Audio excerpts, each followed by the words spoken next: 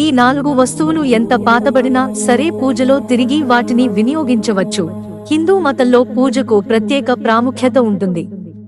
పూజ సమయంలో కొన్ని నియమాలను పాటించడం చాలా ముఖ్యం. ఇది దేవతలను సంతోషపరుస్తుందని విశ్వసిస్తారు. అలాంటి నియమ నిబంధనలతో చేసిన పూజ ఫలం అద్భుతంగా ఉంటుందని చెబుతున్నారు. మీ కోరికలన్నింటినీ నెరవేరుస్తుంది.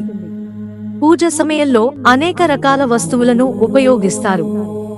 కానీ పూజ కోసం వివిధ రకాల సామాగ్రి అవసరం. ఎప్పటికప్పుడు సామాగ్రి కొత్తగా కొనుగోలు చేస్తారు.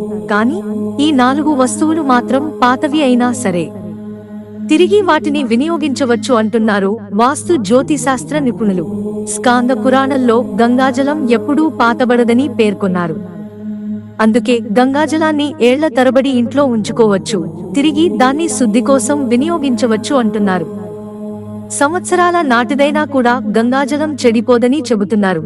బిల్వపత్రికి గ్రంథాలలో చాలా ప్రాముఖ్యత ఉంది. శివునికి అత్యంత ప్రీతికరమైన బిల్వపత్రం కూడా వాడినా వినియోగించవచ్చు. శివలింగంపై బిల్వపత్రం ఓసారి సమర్పించినా మరోసారి అదే పత్రాన్ని శుద్ధి చేసి వేయొచ్చు.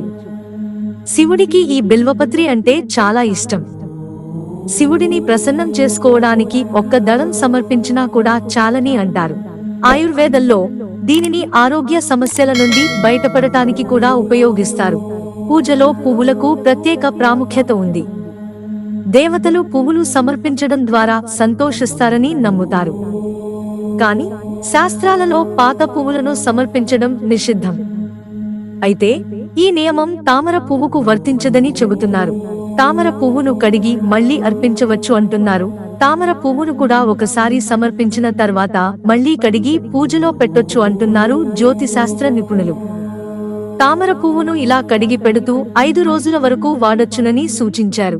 మత విశ్వాసం ప్రకారం బిల్వపత్రం, గంగాజలం, తామరతో పాటు తులసి ఆకులు కూడా ఎప్పుడూ పాతబడవు. మీరు పూజలో పాత తులసి ఆకులను కూడా ఉపయోగించవచ్చు. తులసి ఆకులను కూడా శుద్ధి చేసి మళ్లీ పూజ కోసం వినియోగించవచ్చు. విష్ణు పూజలో తులసి తప్పనిసరి. కొత్త ఆకులు దొరికితే పర్వాలేదు, లేదంటే వాడిన ఆకులు ఉన్నా పూజలో వాడొచ్చు అంటున్నారు.